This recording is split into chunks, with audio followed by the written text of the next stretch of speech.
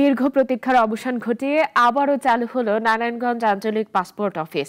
আধুনিক সুযোগ সুবিধা সম্বলিত নবনির্মিত এই অফিসটি জেলার ৫ উপজেলার মানুষের পাসপোর্ট সেবা দেবে। মোহাম্মদ কামাল হোসেনের রিপোর্ট, জানাচ্ছেন সিরাজুল মুনের শুভ। এই পাসপোর্ট অফিস দীর্ঘদিন বন্ধ থাকায় সেবাগ্রহীতারা পড়েছিলেন চরম দুর্ভোগে। জরুরি পাসপোর্ট সেবা পেতে যেতে হচ্ছিল কেরানীগঞ্জ, নরসিংদী বা মুন্সিগঞ্জে, যা ছিল ব্যয়বহুল ও সময় সাপেক্ষ। বিদেশ যাত্রা ও জরুরি কাজে ভোগান্তি পোহাচ্ছিলেন মানুষ। তবে প্রতীক্ষার অবসান ঘটিয়ে অবশেষে অফিসটি পুনরায় চালু হয়েছে।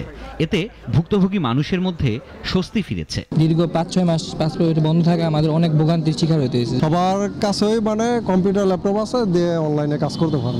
দালাল মুক্ত পরিবেশটা অবশ্যই চাচ্ছি। আজকে তো আসছে, কোনো ঝামেলা নাই, একটু ভিড় হলেও ঝামেলা কম।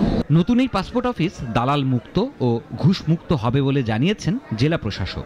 আবার এটি নতুনভাবে চালু হচ্ছে। আমি বিশ্বাস করি যে এই জেলার মানুষের যে ভোগান্তি ছিল পাসপোর্ট নিয়ে, সেটি দূর হবে।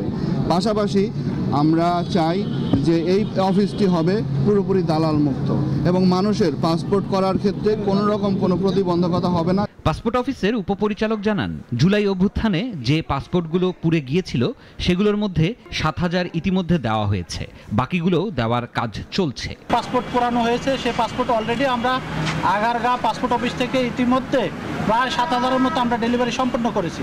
এখনো যারা ডেলিভারি নেন নাই, আগামী ২-১ দিনের ভিতরে ওই পাসপোর্টগুলো আমরা ডেলিভারি দিতে সক্ষম হব। নতুন উদ্যমে শুরু হওয়া পাসপোর্ট অফিসে কোথাও দালাল চক্রের উপস্থিতি বা কার্যকলাপের খবর পাওয়া গেলে তাৎক্ষণিকভাবে ব্যবস্থা নেওয়া হবে বলে জানান সংশ্লিষ্টরা।